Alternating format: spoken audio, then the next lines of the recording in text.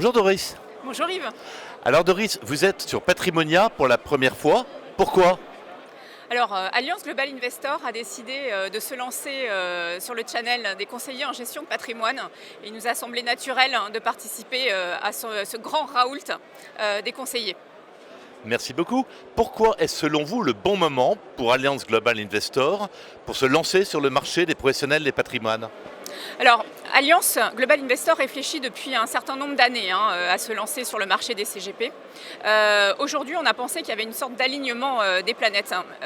En première partie, par rapport à notre offre, qui est arrivée selon nous à maturité, au niveau d'une offre essentiellement thématique et très retail. Le deuxième argument, ça a été d'observer le rapprochement, comme tout le monde le sait, de plusieurs cabinets de conseillers de gestion patrimoine, ce qui selon nous nous offre de nouvelles opportunités. Quand le marché est dynamique, quand ça bouge, généralement, voilà, il y a on va dire une certaine place qui pourrait être prise. Et je dirais aussi que ces regroupements se rapprochent pas mal de notre clientèle wholesale, dont on est très habitué et pour lequel on a déjà un service et une expertise très avérée. Merci beaucoup. Alors justement, comment concrètement comptez-vous aborder ce marché?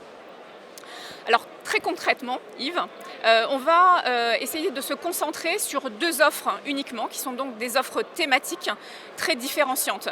On n'attend pas, je suppose, un nouvel acteur sur ce marché pour présenter une offre qui va dupliquer, même si elle est excellente, des choses déjà existantes. Donc nous avons choisi les thématiques. Ce sont des offres relativement simples à comprendre, assez affinitaires, assez attrayantes. La première stratégie, c'est une stratégie de niche, si je peux faire ce jeu de mots. C'est une stratégie qui va parler de l'économie des animaux de compagnie, voilà, qui est différenciante parce qu'il n'y a pas de technologie à l'intérieur, contrairement à beaucoup de fonds thématiques. Donc il n'y aura pas de redondance si votre client a déjà des fonds thématiques.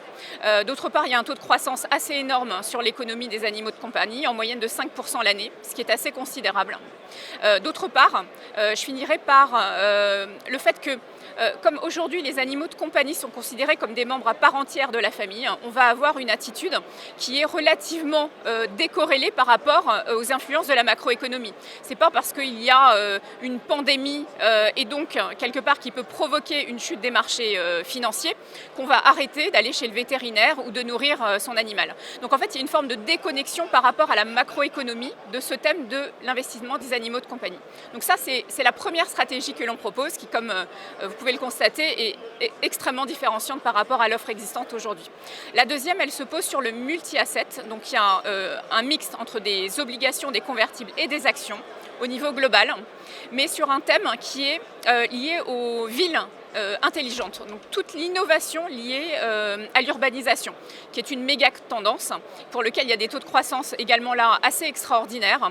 Et donc on va trouver des thématiques comme la régulation du trafic, la régulation des places de parking dans une ville, le retraitement de l'eau, par exemple, l'énergie solaire, les infrastructures intelligentes, tout ce qui a finalement trait au bien-être des urbains. Voilà, donc deux thèmes éminemment présents dans la vie de tous les jours des personnes, que tout le monde peut comprendre. Tout le monde va être capable de comprendre les sous-thèmes également qui sont incorporés dans ces portefeuilles. Donc voilà, c'était notre idée. Très bien, merci beaucoup Doris et très bon salon Patrimonia. Merci Yves.